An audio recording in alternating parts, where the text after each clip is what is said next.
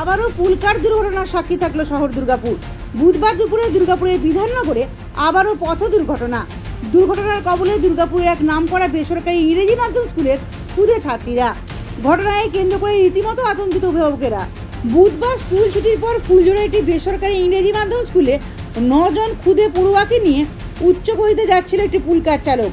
হঠাৎই বিধাননগরের সারানপুরিয়ার জঙ্গল থেকে দুটি গবাদি পশু ছুটে আসতেই চালক সজোরে ব্রেক কষে। একটি গবাদি পশুর সাথে ধাক্কা লাগে পুলকারের। রাস্তার এক পাশে ছিটকে পড়ে গবাদি পশুটি। সজোরে ব্রেক কষার কারণে গাড়ির ভেতরেই হুড়মুড়িয়ে সামনের দিকে সজোরে কাঁচে ধাক্কা লাগে ছাত্রীদের। মাথা ফাটে একজন ছাত্রী, কারুর আবার পায়ে চোট লাগে গুরুতর। সকলেই কম বেশি আহত হন। খবর পেয়ে দ্রুত ঘটনাস্থলে আসেন নিউ টাউনশিপ থানার পুলিশ। আহত ছাত্রদের ভর্তি করা হয় দুর্গাপুরের বিধাননগর একটি বেসরকারি হাসপাতালে। ফোন পেয়ে দ্রুত ঘটনাস্থলে পৌঁছান উদ্বিগ্ন অভিভাবকেরা।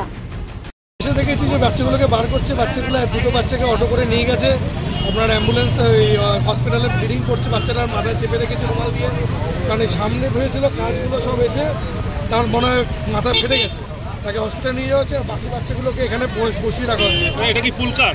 এটা পুলকার, একটা মোষকে মেরেছে, মোষ ওদিকে ছিটকে পড়েছে, গাড়ি এদিকে ছিটকে পড়েছে। অভিভাবকদের দাবি পুলকারে সুরক্ষিত নয় পড়ুয়াদের যাতায়াতের জন্য স্কুল থেকে বাসের ব্যবস্থা করা হোক। মানে স্কুলের বাস প্রোভাইড করা উচিত, এসব পেরেন্টসদেরও তাহলে টেনশন হয় না। আর বাস মানে কোথাও মনিটরিংও করতে পারি না যে বাস কোথায়, গাড়ি কোথায় যাচ্ছে, রাস্তায় যখন তো অ্যাড্রেস শুনে দৌড়ে আসা। গাড়িতে যদি প্রপার বাস সিস্টেম থাকে, মানে স্কুল থেকে বাস প্রোভাইড করে, আর তার যদি ভিটিএস সিস্টেম থাকে তাহলে সুবিধাই হয় যে মানে স্টুডেন্ট কোথায় যাচ্ছে আমরা ট্র্যাকিং করতে পারি।